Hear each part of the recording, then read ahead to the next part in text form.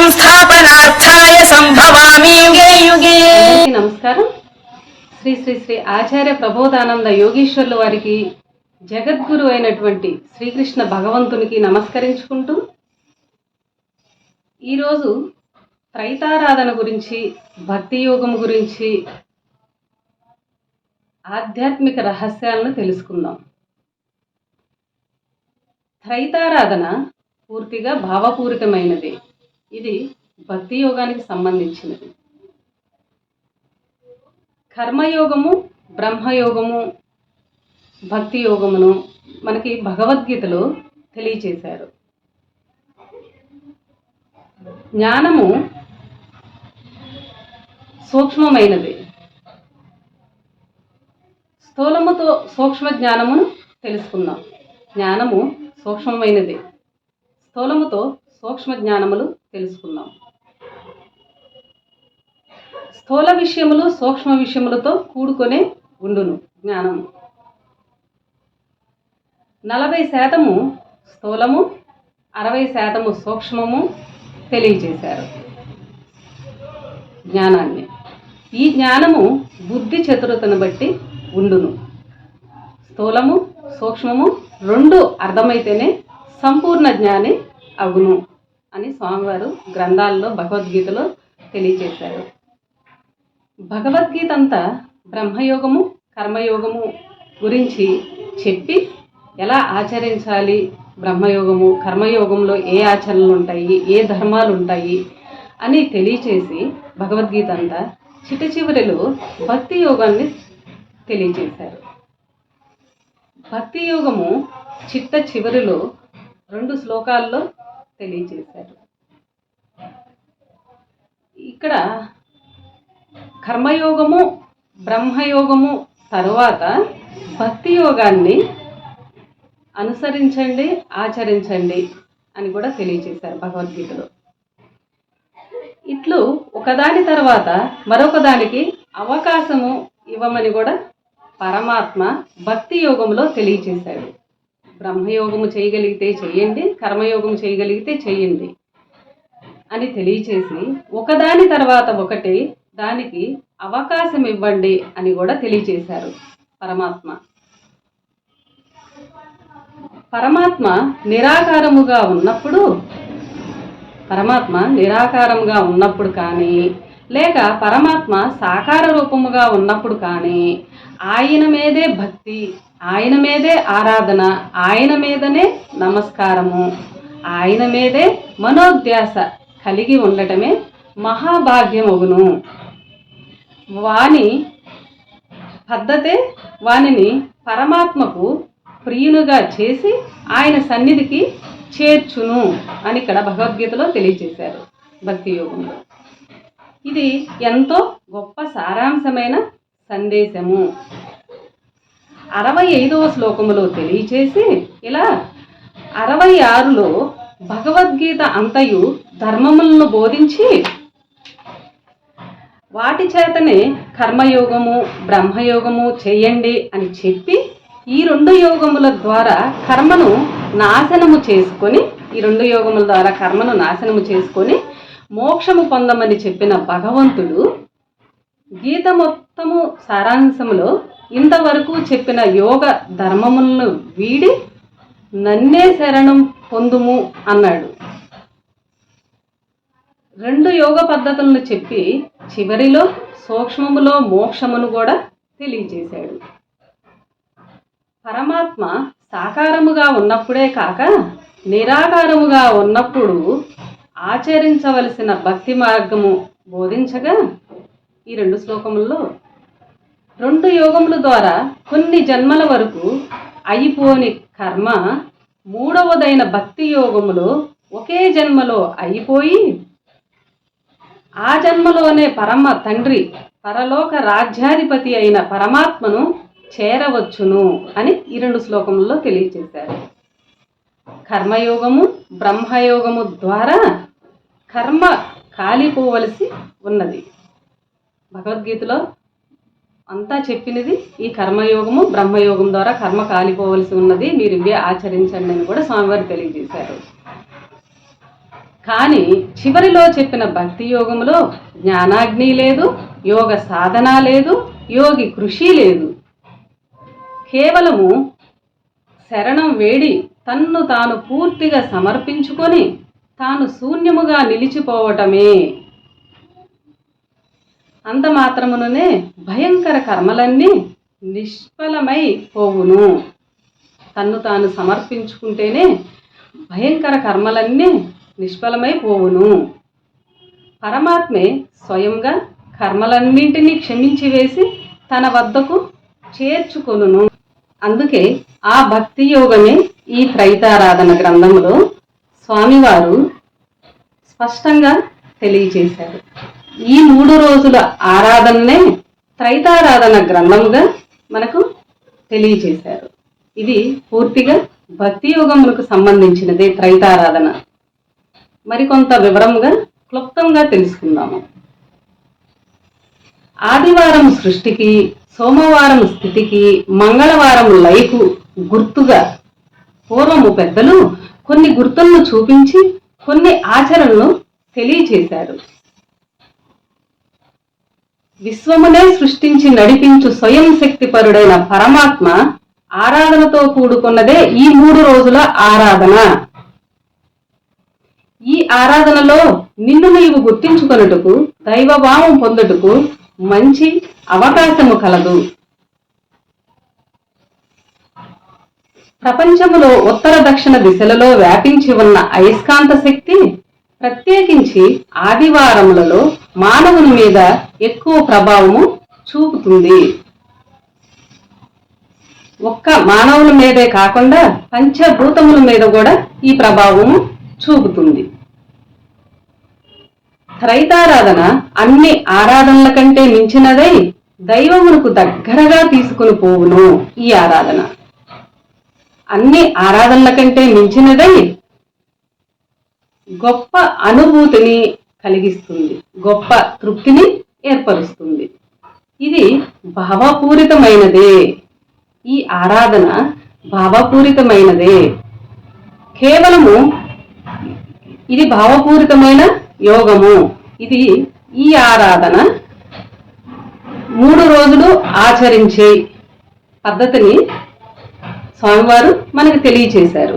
యోగ శాస్త్రమైన భగవద్గీతను ఆధారము చేసుకొని ఆరాధన విషయములను గమనిస్తే అందులో ఆరాధనలు 2 రకములుగా కలవు. ఒకటి జీవునికి అశాశ్వతమైన ధనమును అందించున్నవి. 2 జీవునికి శాశ్వతమైన ధనమును అందించుచున్నవి. ప్రకృతి వశమైన సుఖములను అందించు ఆరాధనల గురించి చెప్పుతూ పోతే 100,000, 1,000, లక్షలు కూడా కలవు. పరమాత్మ వశమైన సుఖమును అందించు ఆరాధనలు కేవలము 3 కలవు. వాటినే భగవద్గీతలో 1 బ్రహ్మయోగము, 2 కర్మయోగము, 3 భక్తి యోగములు. ఈ 3 యోగములను ఆచరించిన వారు కూడా 3 యోగములకు నమూనాగా 3 రకముల ఆరాధనలను 3 దినములందు 3 కాలముల్లో ఆచరించున్నట్లు పెద్దలు తెలిపి ఉన్నారు. ఆ 3 ఆరాధనలనే త్రైతారాధన అంటున్నాము. ప్రపంచంలోని ఆరాధనలన్నీ యోగమునకు సంబంధము లేనివై, భోగముల ధనమును కాంక్షించునవై ఉన్నవి. కేవలము త్రైతారాధన మాత్రము జ్ఞాన ధనములను అందించి దేవుని యందు ఐక్యము చేయగలదు. త్రైతారాధన కాకుండా మిగతా ఆరాధనలన్నీ కర్మలను కలగజేసి జన్మలకు పంపునవై ఉన్నవి. త్రైతారాధన కాకుండా మిగతా ఆరాధనలన్నీ కర్మలను కలగజేసి జన్మలకు పంపునవై ఉన్నవని స్వామివారి ఇక్కడ తెలియజేశారు. త్రైతారాధనను గ్రంథంలో వ్రాయబడి ఉన్న 3 ఆరాధనలు దేవతారాధనలు కాదని, దేవుడు గీతలో తెలిపిన 3 యోగముల సారాంశమే త్రైతారాధన అని తెలియవలెను. త్రైతారాధనను ఆచరించిన వారు 3 యోగములను ఆచరించినట్లగును. ఇక్కడ గమనిస్తే త్రైతారాధన ఆచరించిన వారు 3 యోగములను ఆచరించినట్లగును. అందువలన దైవ సన్నిధి అయిన మోక్షమును పొందుటకు 3 ఆరాధనలు 3 సోపానములు లాంటివని చెప్పవచ్చును. ఈ త్రైతారాధనను చదివి ఆచరించకపోయినా పర్వాలేదు, కానీ దీనిని గురించి వ్యతిరేకంగా మాట్లాడితే అది తప్పక దైవ దూషణ అగును. ఎవరికీ తెలియకుండా పోయిన త్రైతారాధనను గురించి ఎవరికైనా చెప్పినా, ఈ గ్రంథమును ఎవరికైనా దానము చేసినా అది దేవుని కార్యమే చేసినట్లు అగును అని స్వయంగా ఈ త్రైతారాధన గ్రంథంలో తెలియచేశారు. ఈ త్రైతారాధనను త్రైత సిద్ధాంతము తెలిసిన ప్రతి ఒక్కరూ ఆచరించవలెను. ప్రబోధ సేవా సమితి వారు త్రైతారాధన చేస్తూ తెలియని వారికి కూడా తెలియజేపు స్తోమత కలిగి ఉండవలెను. ఆధ్యాత్మిక జ్ఞానము తెలిసిన వారికి మాత్రమే ఆది సోమ మంగళవారముల విశిష్టత తెలియను. గుడ్డివానికి రత్నమిచ్చినా దానిని కేవలము సాధారణ రాయిగా లెక్కించుకున్నట్లు ఆత్మ జ్ఞానము లేని వారికి ఆది సోమ మంగళవారములు కేవలము సాధారణ దినములుగా కనిపించును. గురువుల భ్రమలు వదిలి అందరికీ జగద్గురువు అనువాడు ఒకడు కలడు అని తలచి వానిని విశ్వసించి వానిని అన్వేషించు ఉద్దేశ్యముతో ఈ త్రైతారాధనని ఆచరిస్తూ జ్ఞానుల ఆరాధన ఇట్లు ఉంటుందని అందరికీ తెలియనట్లు ఆచరించవలెను. నీవు నిజమైన హిందువు అయితే నీ ముఖాన బొట్లు నామము కంటే ముఖ్యము ఆది సోమ మంగళవారముల ఆరాధన. 3 దినములు 3 దిక్కులలో 3 యోగములతో 3 లోకములు వారికి తెలియనట్లు చేయండి, చెప్పండి, ఆచరించండి అని స్వామివారు ఈ గ్రంథంలో తెలియచేశారు. ఇంకా ఈ విధముగా ఆది సోమ మంగళవారములను పవిత్రముగా చూడటము, ఆది 3 దినములలో ఆది సోమ మంగళ 3 దినములలో పవిత్రముగా ఉండాలి. ఈ త్రైతారాధన చేస్తూ ఆది సోమ మంగళవారములు ఈ 3 దినములలో పవిత్రముగా ఉండాలి. త్రైతారాధన చేయు 3 దినములలో పవిత్రముగా ఉండుటకు అలవాటు పడవలెను. ఈ 3 దినములలో కఠినముగా మాట్లాడటము కానీ ఇతరులను దూషించటము కానీ చేయరాదు. త్రైతారాధనలో అందరూ తెల్లని వస్త్రములు ధరించవలెను. అందరూ తెల్లని రంగు ధరించటము క్రమశిక్షణను తెలియచేయును. ఎందుకంటే తెలుపు జ్ఞాన చిహ్నమైన చంద్రుని రంగు. ఎవరు చనిపోయినా పూర్వము ఆచారంలో కూడా తెల్లని వస్త్రము, తలకు 3 కోణముల గుడ్డను తల మీద ధరించవలెను అని స్వామివారు తెలియచేశారు. ఇది పవిత్రానికి సూచనగా తెల్లని వస్త్రములను తెలియచేశారు, తెల్లని రంగును. ఇవి కొన్ని గుర్తులుగా జ్ఞాన చిహ్నములుగా తెలియచేశారు.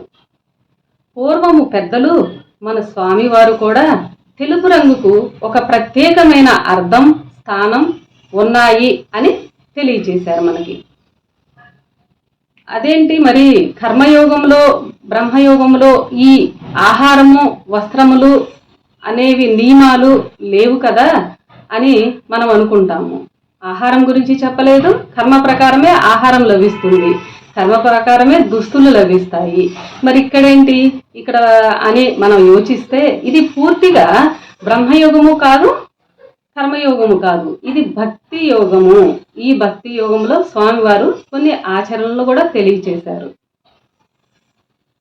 ఆధ్యాత్మికంగా తెల్లని వస్త్రాలకు చాలా పవిత్రతకు, శాంతికి, సాత్వికతకు ప్రతీకగా భావిస్తారు తెల్లని తెలుపు రంగును. తెల్లని దుస్తులను ధరించడం క్రమశిక్షణకు, మనసుకు ప్రశాంతతను కలిగిస్తాయి. జ్ఞాన చిహ్నాలు కొన్ని, ఇవన్నీ జ్ఞాన చిహ్నాలు తెలుగు. కొన్ని గుర్తులు తెలియచేశారు జ్ఞాన చిహ్నములుగా. చంద్రుడు జ్ఞానానికి గుర్తు. చంద్రుని కిరణాలు తెలుపు రంగును సూచిస్తాయి. ఇలా ఎన్నో రంగుల్ని మనకి దేవుడు సూచించాడు. వలన ఇక్కడ భగవద్గీతలో కూడా గుణములను కూడా రంగులతోనే పోల్చి చెప్పారు, మనకు తెలియచేశారు భగవద్గీతలో. ఇక్కడ ఖురాన్లో కూడా ఇంకా రంగురంగుల వస్తువుల్ని ఎన్నింటినో ఆయన మీకోసము భూమిలో సృష్టించాడు. నిస్సందేహముగా గుణపాఠము గ్రహించే వారి కోసము అందులో చాలా పెద్ద సూచన ఉంది. భూమి మీద సృష్టించిన ఎన్నో వస్తువులను చూచి మనిషి దైవజ్ఞానమును తెలియాలని ఉద్దేశముతో చంద్రుణ్ణి, అనేక రంగు వస్తువుల్ని, అత్తిపత్తి చెట్టును తయారు చేసి పెట్టాడు. దేవుడు ఉద్దేశము గొప్పదైనా మనిషి దేవుడు సృష్టించిన వాటిని చూసి వాటి సూచన ప్రకారము ఏమాత్రము జ్ఞానమును గ్రహించటం లేదు. జ్ఞానమును తెలియాలి అని శ్రద్ధ ఉన్న వానికి బయట ప్రపంచములో ఎన్నో సూచనలు కనిపించును. జ్ఞానము మీద ధ్యాస లేని వానికి బయట ఎన్ని సూచనలు ఉన్నా ఏమీ ప్రయోజనం లేదు. వాడు వాటిని చూచి ఏమీ గ్రహించడు. శ్రద్ధ ఉన్నవాడు గ్రహించుటకు దేవుడు చేసిన సూచనలలో ఆయన ఎన్నో రంగులను, వస్తువులను భూమి మీద సృష్టించాడు. జ్ఞానం మీద శ్రద్ధ కలవారు సూచనలను గ్రహించగలిగితే ఇందులో ఎంతో జ్ఞాన సందేశము కలదు. దేవుడు బయట ప్రపంచంలో అనేక రంగు వస్తువుల్ని సృష్టించినట్టు గుణములను కూడా అనేక వర్ణములుగా, రంగులుగా సృష్టించాడు. అందుకే చాతుర్వర్ణం అని కూడా భగవద్గీతలో చెప్పారు. చాతుర్వర్ణం అని కూడా మనకి రంగులను వర్ణించి చెప్పారు.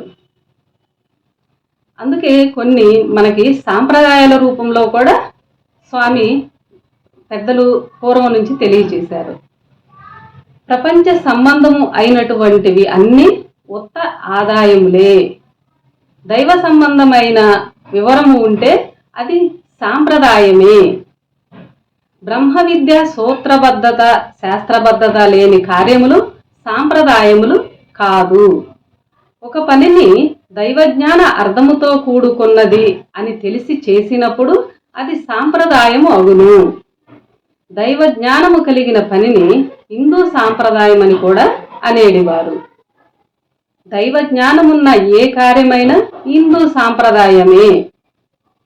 సా అంటే జ్ఞానముతో కూడుకున్నటువంటిది, ప్రా అంటే ముఖ్యమైనది. జ్ఞాన సంబంధమైన ఆదాయం ఉంటే అది హిందూ సాంప్రదాయమే అని స్వామివారు ఆ సాంప్రదాయంలో ఆదాయం ఉంటే ఖచ్చితంగా అది సాంప్రదాయమే, దైవ జ్ఞానం ఉన్నటువంటిది ఏదైనా సాంప్రదాయమే అని తెలియజేశారు. ఇక్కడ ఇంకొక గుర్తుల్ని చూస్తే తలంపులను తల వెంట్రుకలుగా తలచి వాటిని తల మధ్య భాగములో బ్రహ్మనాడి కలదు. ఆ బ్రహ్మనాడి యందు తలంపులను విచ్చడివేడిగా పోకుండా వెంట్రుకలను బంధించి ముడివేసి ఆ కొప్పును జ్ఞాన అర్థము కలిగిన తల మధ్య స్థానము ఆత్మస్థానమునకు పూజ్యభావంతో సువాసనలు గల తెల్లని మల్లెపూలు జ్ఞాన అర్థము ఇచ్చునవై తమ తలలో స్వచ్ఛమైన జ్ఞానము కలుగవలెను అని స్వచ్ఛతకు మారు పేరు అయిన తెల్లని మల్లెపూలు ధరించేడివారు. ఇది జ్ఞాన సాంప్రదాయమే. ఇది కూడా అది తెలియకుండా పోయినది అని స్వామివారు కూడా తెలియచేశారు. ఈ మల్లెపూలని కొప్పుని జ్ఞాన శిఖగా భావించి తెల్లని మల్లెపూలని ధరించటం కూడా సాంప్రదాయము అని కూడా తెలియకుండా పోయింది ఈ రోజుల్లో అని స్వామివారు తెలియచేశారు. అలాగే ఇంకొక అర్థం తీసుకుంటే టెంకాయను పగలగొట్టగా 2 భాగములు అవుతున్నది. ఆ 2 భాగములు 2 చిప్పలలోని లోపలి భాగము తెల్లని రంగు కలిగి ఏ కల్మషము లేకుండా ఉండెను. దాని అర్థం కూడా నీవు దేవునివి, నేను జీవుణ్ణి. నీవు ఏ గుణములు లేక నిష్కల్మషంగా ఉన్నావు. నేను కూడా నీ మాదిరే ఏ కోరికలు, ఏ తలంపులు లేక నిష్కల్మషముగా మారి ఉన్నామని బాహ్యార్థముగా తెలియచేయుటకై, ఇవన్నీ బాహ్యార్థముగా తెలియచేయుటకై 2 చిప్పలు తెల్లగా ఉన్నాయి. ఈ విధముగా జ్ఞానులే టెంకాయను పగలగొట్టి బాహ్యార్థముగా చూపేలాగా తెలియచేశారు. ఇక్కడ అలాగే తాంబూలంలో పెట్టే ఆకు ఒక్క సున్నము కూడా తెల్లని తెలుపు, అది కూడా సాత్విక గుణముకు గుర్తుగా ఇక్కడ స్వామివారు తెలియచేశారు. అందువలన ఇవన్నీ ప్రపంచ గుర్తులుగా మనకి తెలియచేసి బాహ్యార్థములుగా జ్ఞానము సూక్ష్మార్థము స్థూల అర్థముతో తెలియచేశారు. స్థూల సూక్ష్మ విషయాలు రెండు కలిసే ఉన్నాయి. సూక్ష్మ జ్ఞానము, స్థూల జ్ఞానము.